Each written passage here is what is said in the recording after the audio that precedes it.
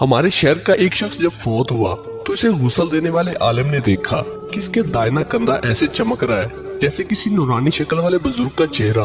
कब्र में उतारते वक्त भी आलिम साहब ने महसूस किया कि इसके दाहिने कंधे में से रोशनी फूट रही थी।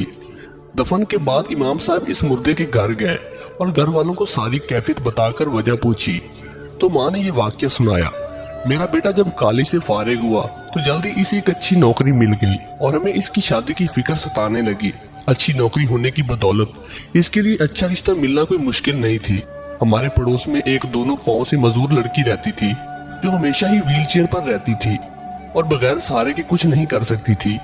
मेरे बेटे ने कहा, अम्मी मुझे इस लड़की से शादी करनी है।